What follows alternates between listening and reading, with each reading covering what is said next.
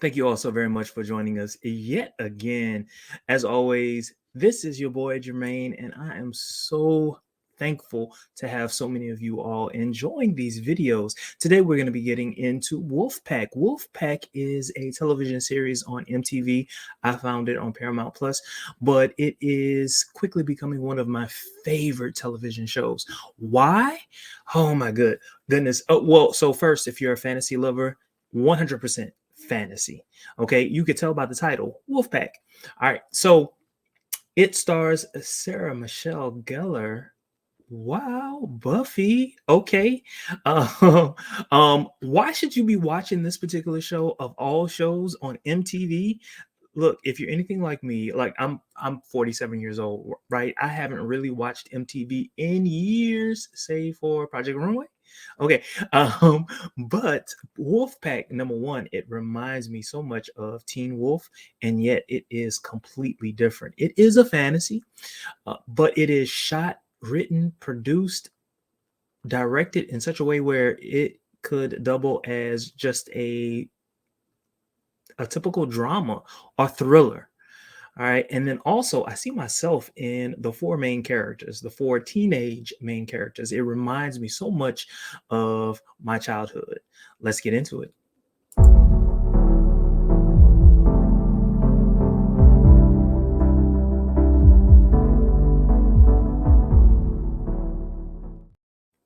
All right. So the series starts off with us being introduced to a few characters. So most of this particular episode is dedicated to us understanding who these characters are and at the same time, the underlying plot of the entire series. Well, I don't know if it's going to be the entire series, but definitely season one. So the first main character that we have is Everett. Of course, Everett is a teenager, and we learn a few things about him. Let's see. All right. So clearly, from the first few moments of the episode, we are treated to understanding just a little bit about probably the main character, Everett. Everett is suffering from anxiety. Now, while as a teen, I didn't suffer from anxiety. Later in life, I realized that I had anxiety. Didn't really know. Still to this day, I don't know why I suffer from anxiety. However, I see myself in this particular character. Now, have I ever had anxiety to the extent that he's able to call his therapist on the phone and basically get permission to take certain drugs? No, no, no, no. But given the circumstances, I definitely understand it, especially because for all of his life he's been suffering from anxiety and his bus has stopped. There is a huge fire that he's seeing, and there's nowhere to go, right? So for him, yeah, I get it.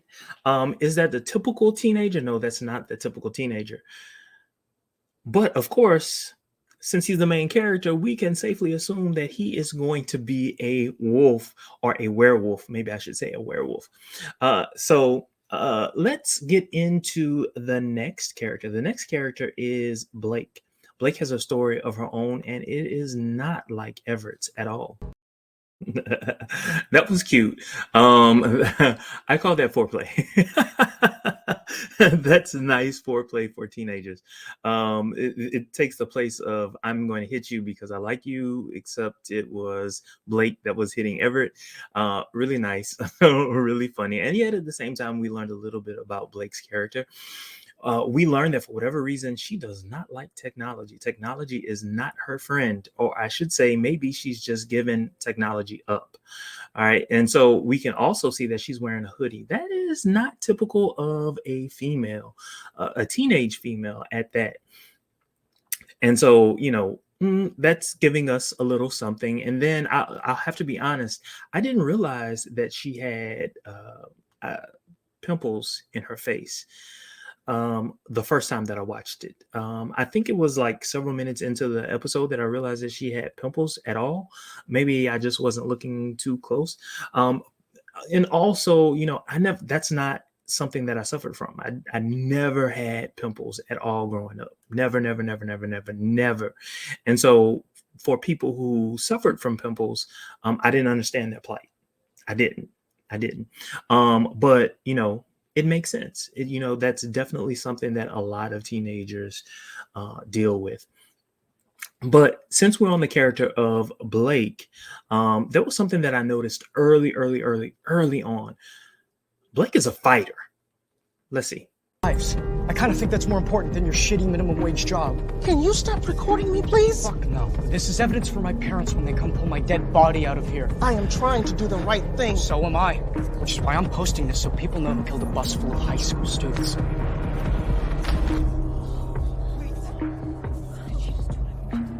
What the fuck is your problem? Yeah, you might think that Blake just doesn't like technology. Nah, that's not the case. She didn't like what Austin was doing in that moment. She clearly found that he stepped out of line, and that was bold.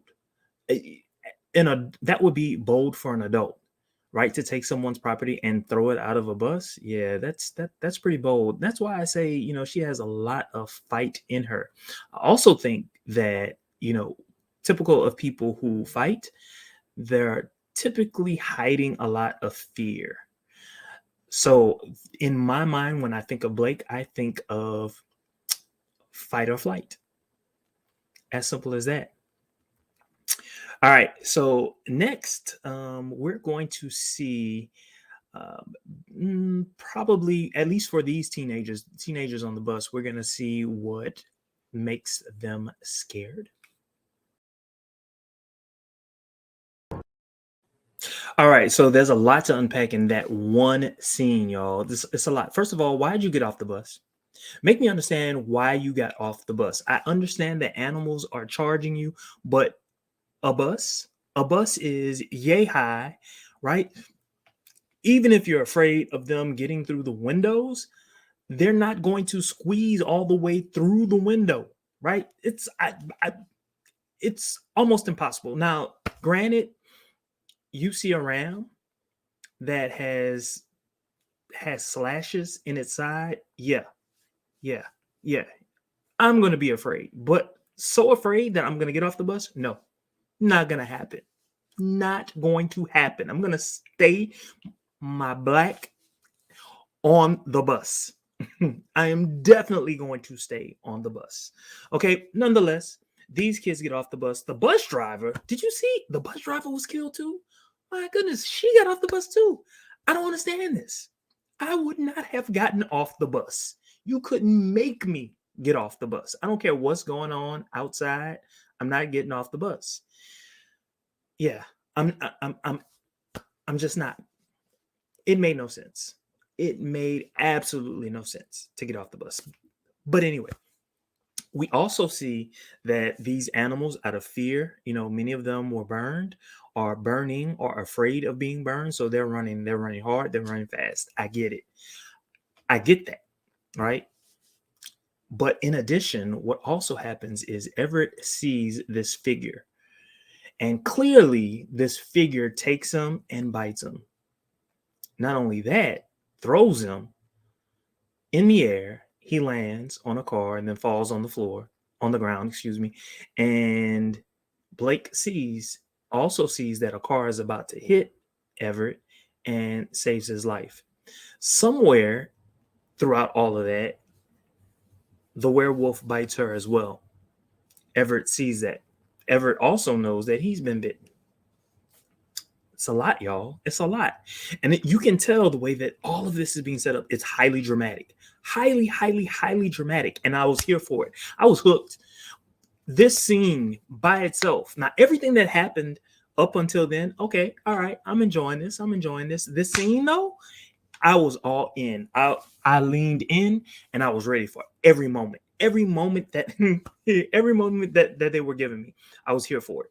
All right. So later, a little bit later, Blake realizes that she has been bitten.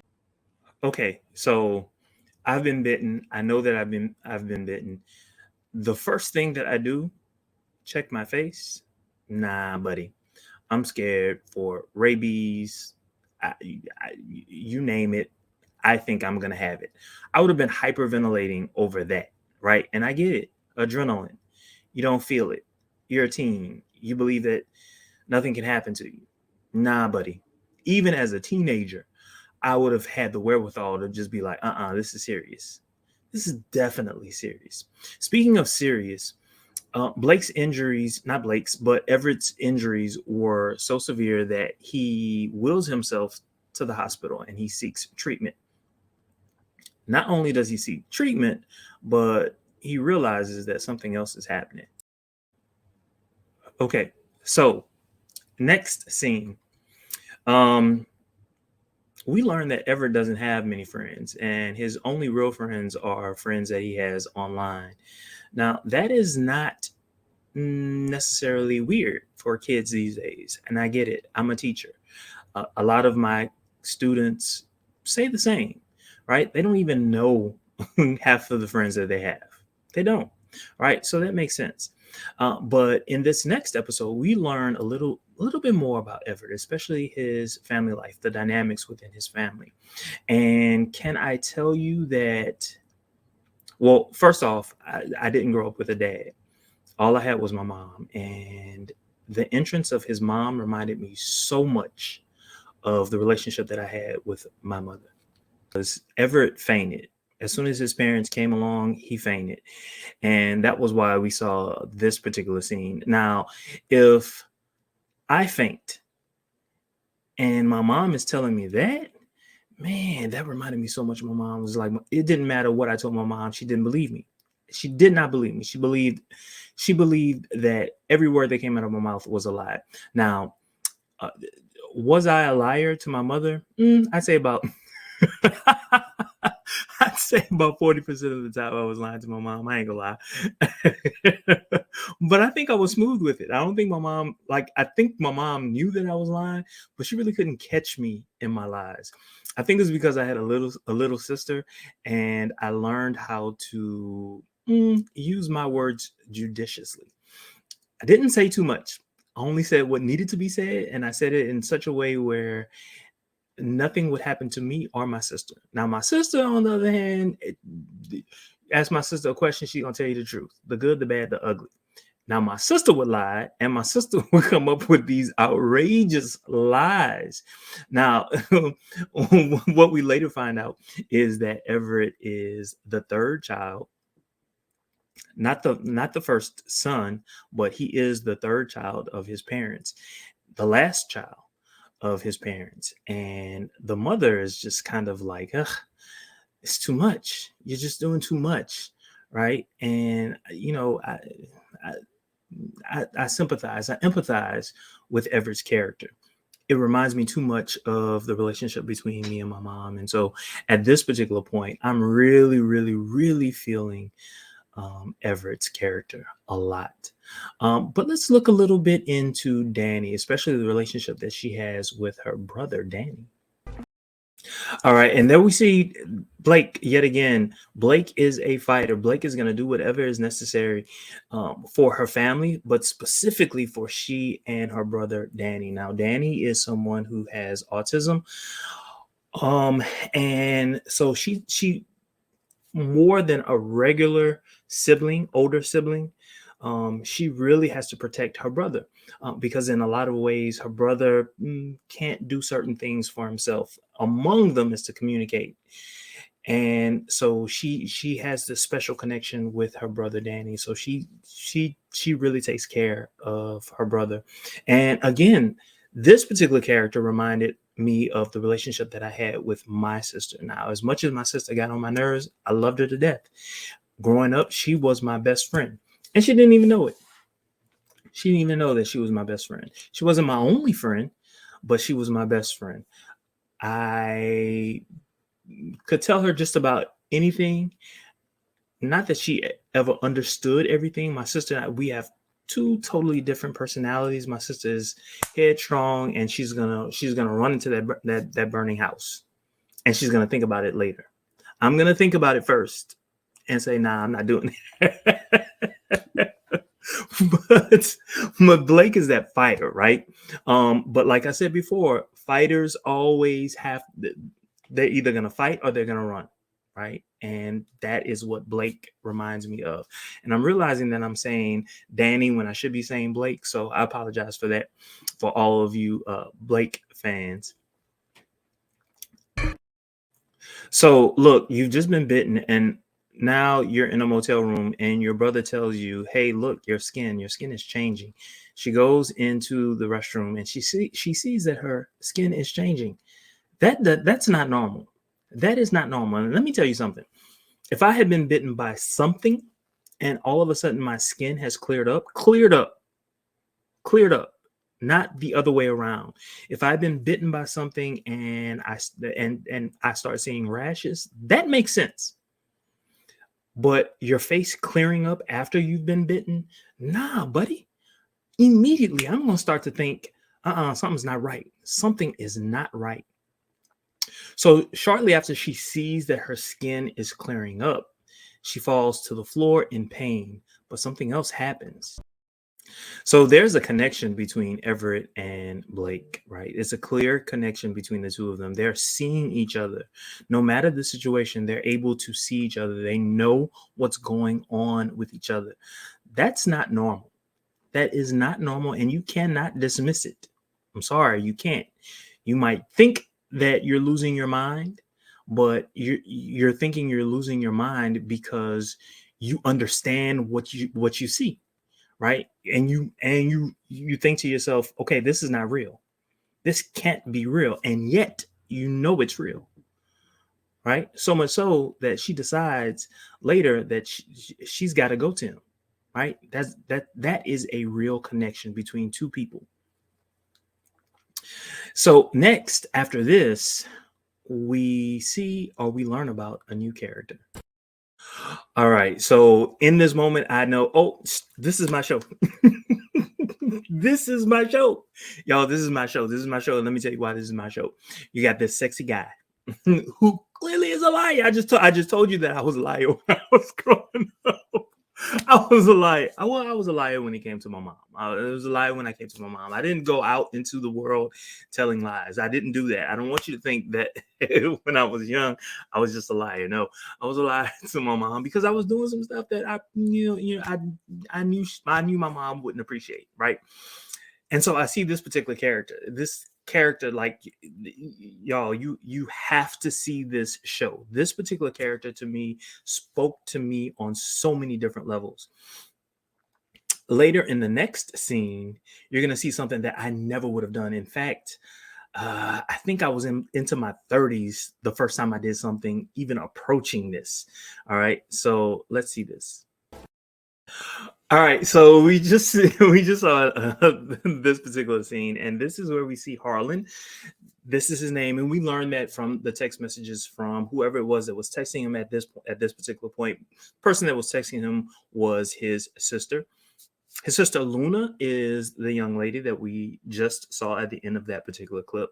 Beautiful, wasn't she? She was just beautiful, like woo, beautiful. But what had me in this particular scene was the fact that nobody cared what was happening. You had dudes kissing dudes, you had dudes kissing girls. Nobody cared. That's just what it was growing up. I graduated in the 90s. Nah, that wouldn't have been the scene at all. At all. And now that I teach, nobody cares. Nobody cares. And I was here for it. Oh, my heart just my heart started dancing. My heart started dancing. I loved it. I loved every second that I saw this, right? I need more of it actually. I actually need more of it. We don't see the fact that the two of them um are about to argue about their dad, right? But what's happening is Harlan is not particularly close to his dad. They argue a lot. Luna, however, is close to their dad, and we learn a little bit more too. Let's check this out. Y'all, they are wolves. They're wolves, right? They are wolves. They weren't bitten either. That's what we find out. We also find out that Harlan can smell phenomenally well. What did I say, Harlan? Luna can smell phenomenally well.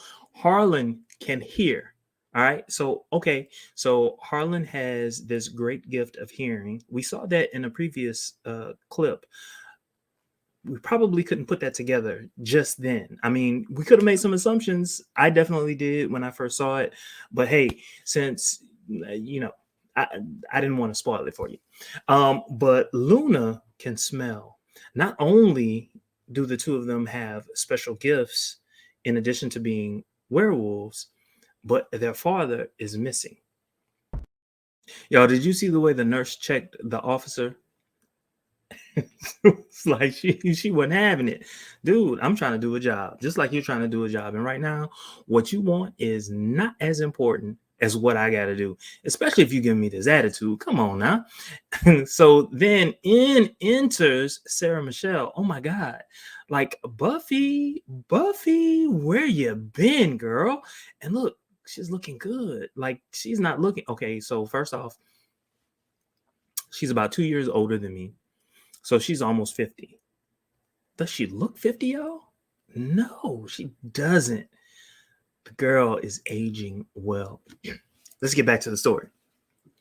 So we find out that her character's name is Ramsay. Ramsay is an agent with the Los Angeles Fire Department.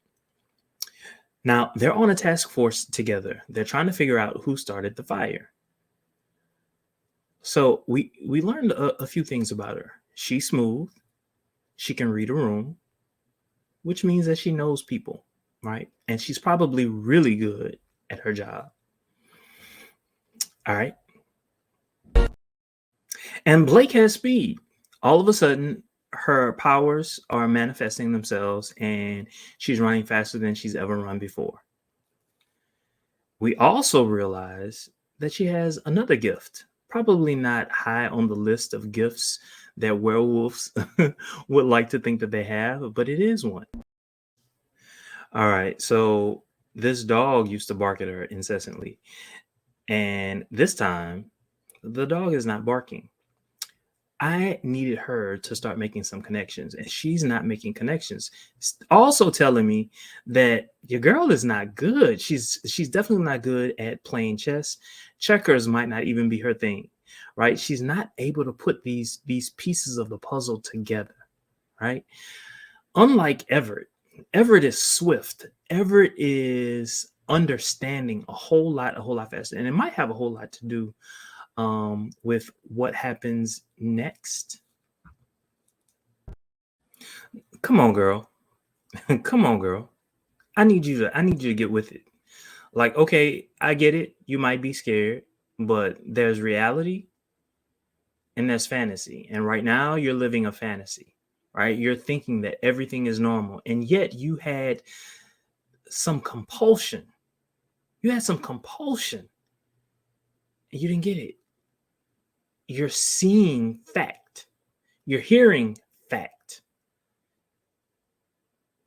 And you're not responding to it. Makes no sense to me. Makes absolutely no sense to me. Now, let's go back to Harlan and Luna. So they're looking for their dad, and they are starting to put some pieces of the puzzle together themselves. So we get a piece of the origin story for Harlan and Luna. And okay, it makes sense. It makes sense why they've had their powers all along. And of course, we're able to see what happens to Blake and Everett. And at the same time, we understand what's probably happening with their father. Okay. But my biggest question is this. They immediately jump to their father. Why not their mother? I need to understand it. And when I say their father and not their mother, I'm talking about their biological father and their biological mother. Why are they not talking about their biological mother? It's just I need that explained to me. Why they jumped to their biological father. All right, let's go. Now I get it. As a father, as a parent, you have to make decisions. You have to do certain things that your kids don't necessarily understand, don't appreciate, don't like. But what I clearly see in this particular scene is a father who loves his kids, biological or not, they're his, and he's going to do whatever he can to protect them, even if it means dying in the process. Now, that's a father's love. Daddy loves you, and both of y'all need to know it. Not just Luna, but Harlan too. Now, let's go to something else. So, Blake and Everett are at Blake's house, and something terrible happens. So much to unpack, so much to unpack. So clearly that was a werewolf. Had to be. There's no other. You can't explain that away. That was a werewolf. Also, which I thought was heartwarming, the dog that she just befriended for the first time came to her aid, y'all. That's like saying, you're in my pack. I'm going to protect you. It's my job to protect you.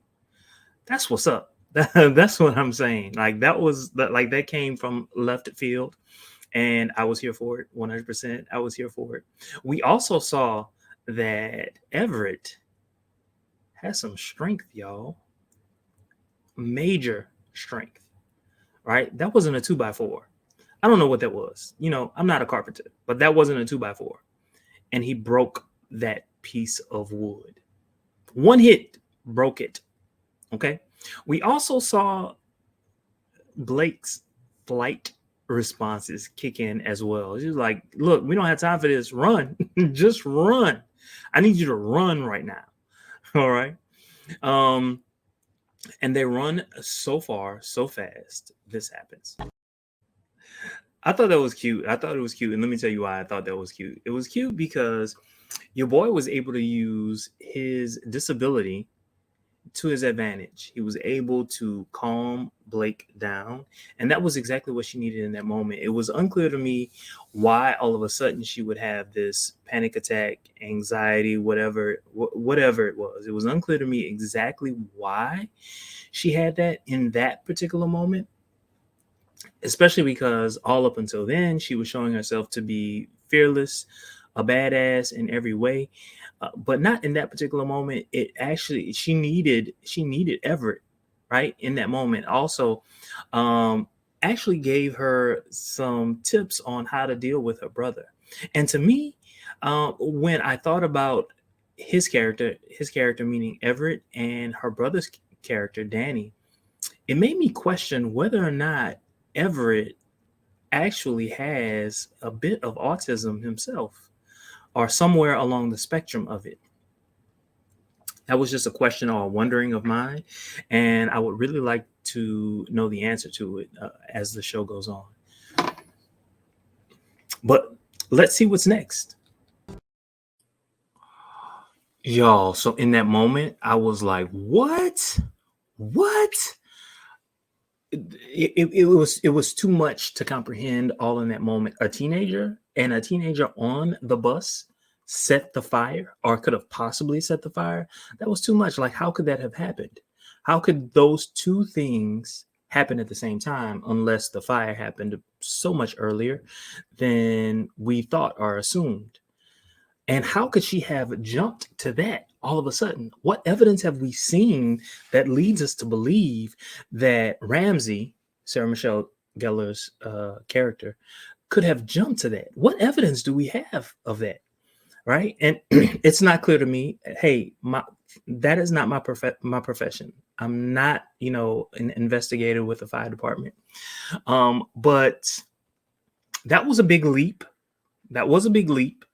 I think they kind of sort of talk about it in future episodes that I've seen. I'm up to episode 4. I won't lie to you. I'm up to episode 4, and I'm doing my very best not to tell you everything, because I believe that this show is one of the best shows that's on television right now, especially as it relates to fantasy and also targeting a younger audience. I mean, it's on MTV, y'all. So I love it. I'm loving it, especially the ending of the episode. It put some of the pieces together for the 4 main characters, if they're willing to believe their own eyes. Now, look, I love smart characters. I love characters who are able to put pieces of the puzzle together and just say what a thing is. And the thing is, boo boo. And I'm talking to Blake, boo boo. You all are werewolves. And that's it. Bottom line, plain and simple. You cannot deny fact. It just is. How else? Why else would your eyes be glowing? Makes no sense. Now, from Harlan's perspective, hey, let's not say anything. Let's just keep it quiet. I get it. Self-preservation. Self-preservation is oof. It's real, especially if you're a teenager. I don't want to be the outcast, right? And right now, he's not an outcast. Look at him. Nothing about him is an outcast. Everett puts the pieces of the puzzle together. He's not afraid of the truth. Not afraid. Luna has found her pack. That's all she knows. That's all she cares about. I'm okay with it. It makes sense, right? If you're part of the canine family, that's what you want. That's what you need. You need a pack. And she found it. Blake, on the other hand, is afraid to deal with what she sees right in front of her. Like, come on, girl. I need you. I need you to get with it. You know what I'm saying? Like, got to. In every other facet of your life, you can take care of yourself. You can take care of your family. But you can't deal with facts. Why is that? Somebody break that down for me. Hopefully, we'll see that in future episodes. But I can say this. I'm loving this show. Everything about this show is speaking to me. The mystery of it, because I got to figure things out before they show it. And I have my suspicions. And let me tell you what I'm thinking. I'm thinking the Asian chick, and I'm thinking Everett's therapist. Why am I thinking that? No clue. No clue. No clue. But that's what I'm thinking. That's what I'm thinking. It's very possible that when Everett got into the hospital, the last call that he made was to his therapist, and so I don't know if doctor was in front of it or not. I don't know. I forgot to check. Maybe I should have gone back and I should have checked before I recorded this, but it would have made sense if you were in the hospital. You would have called that number, the most recent number, and would have called him and said, hey, do you know this person? And so now all of a sudden he knows that Everett is in the hospital. And so he's able to call his room. That's plausible. Why am I thinking the Asian chick? I don't know. I don't know. I can't answer that.